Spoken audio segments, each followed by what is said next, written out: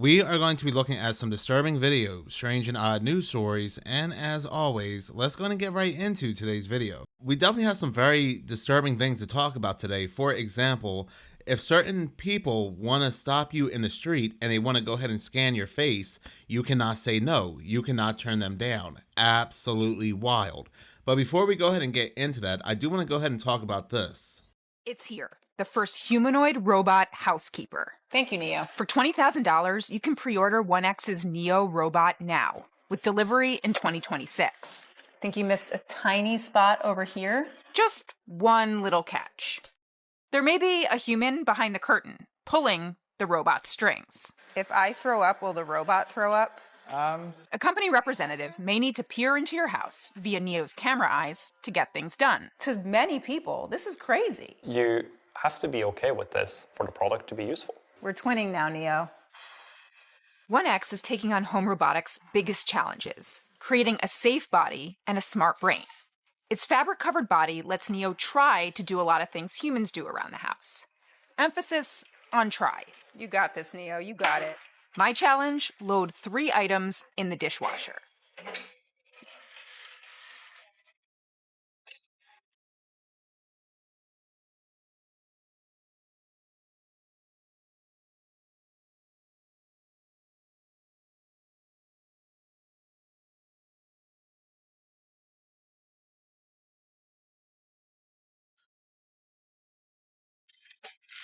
And that took 5 minutes. The challenge isn't just Neo's body, it's also its brain. It needs to know how to perform tasks on its own, without human help. But right now, everything I saw Neo do was guided by a skilled teleoperator in a VR headset. This is how Neo learns. The videos of the robot doing household work via teleoperation become the training data to make the AI model smarter. That's why 1X is putting Neo in the homes of early adopters. I think it's quite important for me to just say that in 2026, if you buy this product, it is because you're okay with that social contract.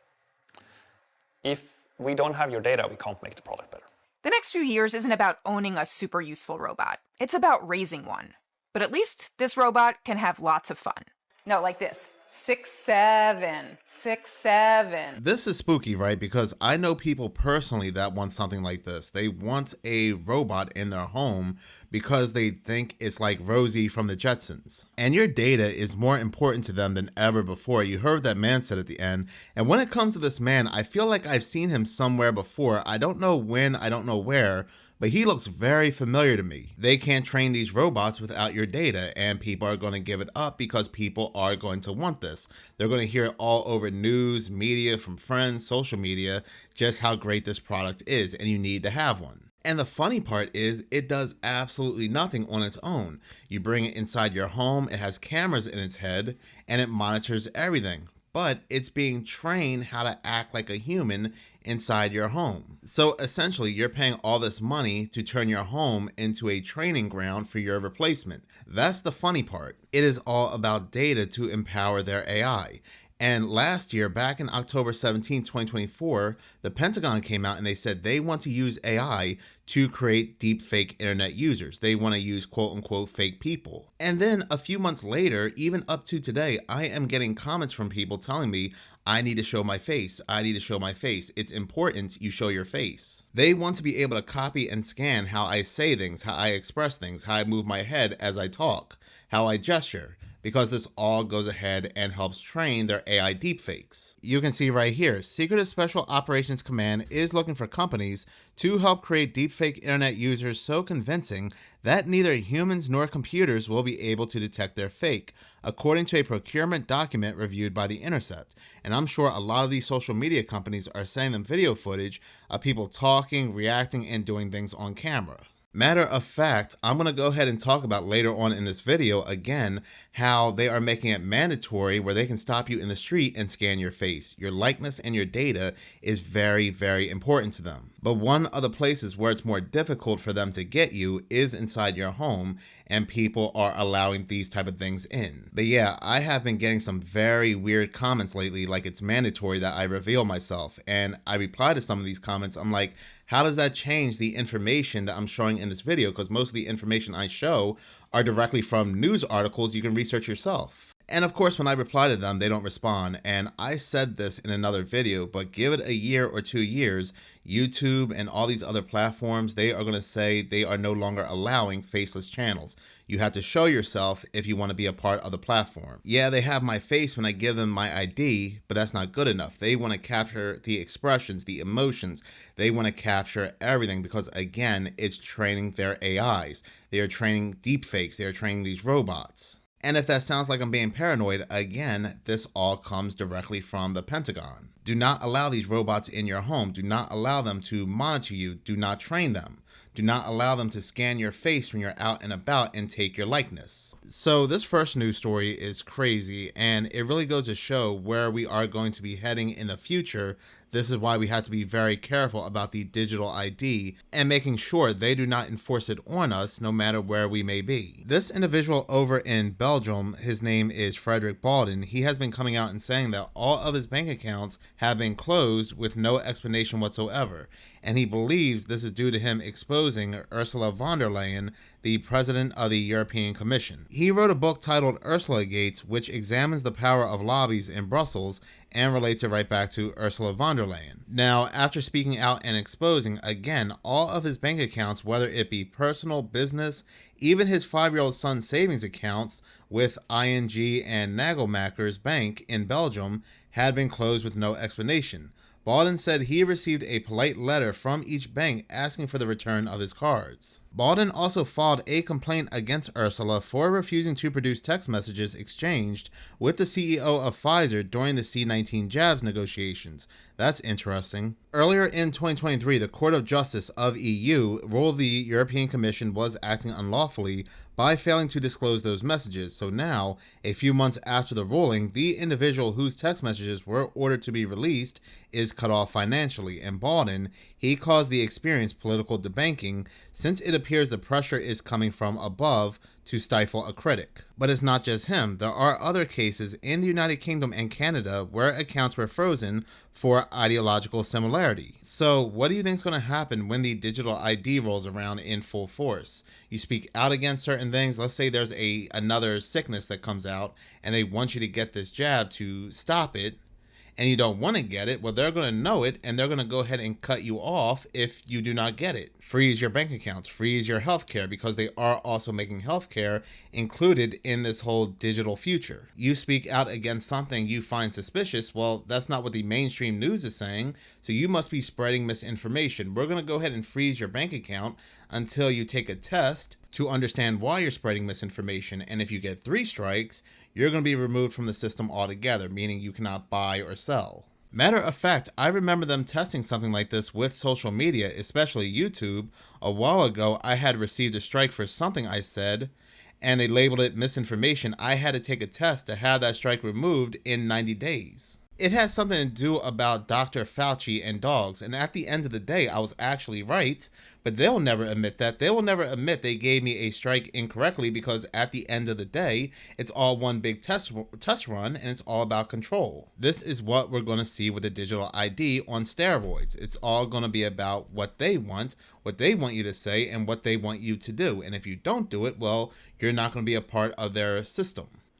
But moving on, people are sending me this video. Now, I actually made a video on this topic, a couple of videos months ago, about this company, Cognify. They are developing this technology where they would put some type of AI headset on prisoners, and over a course of a few days, a prisoner would have served mentally in their mind a 60, 70, 80, 90-year prison sentence. And this is designed to basically stop overpopulation in the prisons. I'm going to go ahead and play this video, but then afterwards, I'm going to go ahead and talk about an interesting connection that goes right back to the United Kingdom, which makes me believe they are already doing this. This is no longer about us, honestly. I think it's too late, but it's about our generations to come. Your children, your grandchildren, your great-grandchildren. There is a company called Cognify. If you Google it and watch their video, and it's the future of incarceration, is what it's titled. With this Cognify Cognify system, let's say you do a crime, or maybe you act out against the government, or you have a belief system that is not consistent with the country that you live in, and you are prosecuted for a crime by their definition, you will then get an opportunity to choose. Let's just use this for hypothetical. A measly petty theft. You can spend 50 years in prison, or you can go through the Cognify process, which in 3 minutes, they will imprint memory sets. So let's say there was someone who was even harmed by the crime that you did. You will be able to feel the emotions of your victim, the emotions that the family members went through, all of that. You will be forced to have the empathy, and you will feel like you've been imprisoned for 25 years or whatever it may be, but it's only 3 minutes. This is Black Mirror type stuff. Yes, so it's only 3 minutes. And I'm not joking. You watch it and it will just blow you away. But remember, they say this is for the goodness of society. Okay, would you trust your government with your memory sets? So again, this is nothing new. This was announced in the beginning of 2024, this design. But I do find it interesting that at the end of 2024, the United Kingdom makes an announcement that they're going to go ahead and release prisoners early from their prison cells because of overpopulation. Now, originally when this came out, we were told that the people being released were people who did not commit any violence, people who did not end people's lives, or people who did not sexually assault others. Well, surprise, surprise, it has come out that the United Kingdom has been releasing people who have done those things, and their excuse was it was just an accident. And while they said it was just an accident at the end of 2024, now they are coming out and saying that yes, we are releasing people who have ended people's lives and others, but there are some exceptions, and I just wonder what those exceptions happen to be. Could it be the very violent criminals they are releasing early went through the Cognify system? And like you heard in that video, who knows what exactly was planted inside these people's heads? And you have to remember, if it is indeed true, these people lived 60, 70, 80 years inside their head in a span of 3 days. So how mentally sound are these people? This could be something like MK Ultra on a whole different level. And I do believe something like this is indeed true because, like I said before, when it came to the digital ID in the United Kingdom, that is just a test run, and soon the digital ID will appear in all different types of countries. No different than this Cognify. They are testing it in the United Kingdom, and soon it'll be released to other countries once they get the results they want. But moving on, but still talking about 1984 dystopian times, apparently ICE is wandering around and scanning people's faces, whether you are a citizen or not. And what has come out is that if they decide to scan your face for whatever reason, you cannot decline them. Now, at first, I thought this was some kind of anti-ICE article. Maybe this person does not like ICE, and so they are creating this article despite them. But no, another website has the document, which comes from the Department of Homeland Security itself, and inside the document, it says just that. The document goes on to talk about this mobile Fortify app that ICE will use on either their Apple or Android handheld devices, whether it's a tablet or a cell phone, and apparently, and it goes on to say, to conduct identity verification of individuals encountered during an ICE operation, ICE agents will use the mobile Fortify app for biographic and biometric checks. When ICE agents or officers encounter an individual or associates of that individual, they will use the mobile Fortify app installed on their devices to take a photograph. The photograph is then sent by the application to CBP's Traveler Verification Service in ATS, as well as the seizure and apprehension workflow that contains the biometric gallery of individuals for whom CBP maintains derogatory information. If no match is made, or a photograph cannot be captured, the ICE agent or officer may then use the mobile Fortify application to collect contactless fingerprints. This is crazy. This contactless fingerprint then goes throughout other systems to confirm your identity. They also go on to say how they are mainly targeting people they strongly believe are illegals, but then how are they really going to know without actually confirming? Now, this is the part where nobody can decline this face scan because it says, ICE does not provide the opportunity for individuals to decline or consent to the collection and the use of biometric data or photograph collection. So there you go, but this gets even crazier because I'm reading this article here from 404media.com, which actually interviewed a ranking member of the House Homeland Security Committee, Benny G. Thompson, and he told them that ICE will prioritize the results of the app over birth certificates. So if you're the type of person that carries their birth certificate with them, whether in your wallet, your purse, or so forth, and ICE stops you and you give it to them, they'll say it doesn't matter. Give up that data. Give up that data right now. The article goes on to say that ICE officials have told us that an apparent biometric match by Mobile Fortify is a definite determination of a person's status, and that an ICE officer may ignore evidence of American citizenship, including a birth certificate, if the app says the person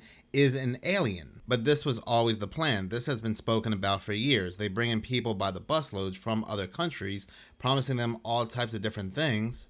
The border is very unsecure.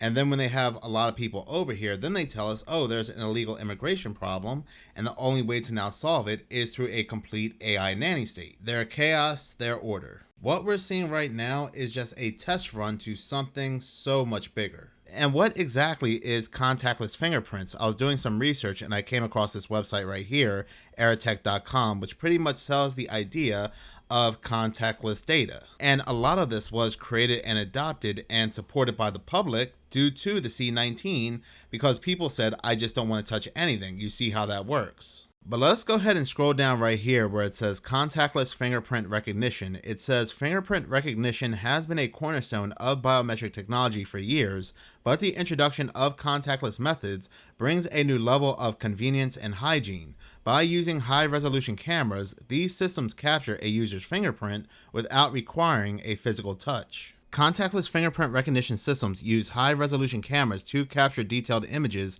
of fingerprint patterns from a distance. Advanced algorithms then analyze the fingerprint's minutiae, tiny details like ridge endings and bifurcations,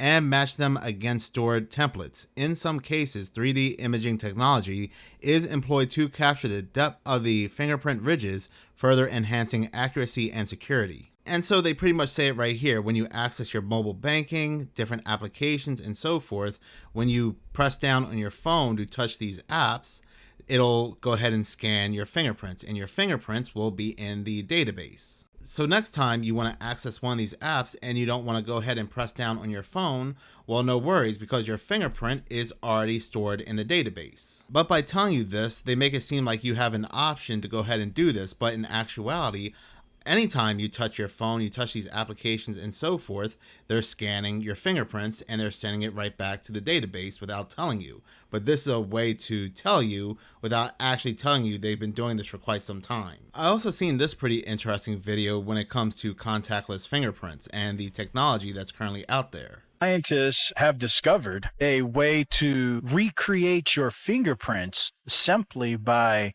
the sound that it makes rubbing across your touchscreen. So they can recreate without even seeing your fingerprints. It's called Print Listener. If the government wants to, let's say, frame somebody, they just need your fingerprint. Once they can recreate your fingerprint, they can actually get a photo image of your specific patterns of fingerprints. And then what they'll do is they'll take that, put it in a 3D printer, make a physical copy of those prints. And then they can take that 3D copy and put it on a window, put it on a can. And how are they going to get this fingerprint? Because you've never given it, you've never put your hand anywhere, through the sound of friction rubbing across your touchscreen. But how it slides across the screen? Because for you to be copied, you would have to scrub the same way, at the same velocity, at the same pressure, and have a very close fingerprint at the same time to make a replication, which now we're adding layers of improbability. Everybody does everything a little different, which makes a different picture. But moving on, I found this video to be interesting because this woman is going to describe her experience cooking with chili, and she comes to the realization that nothing is real when it comes to food. This is me talking into the void. I'm going to record these thoughts as I have them.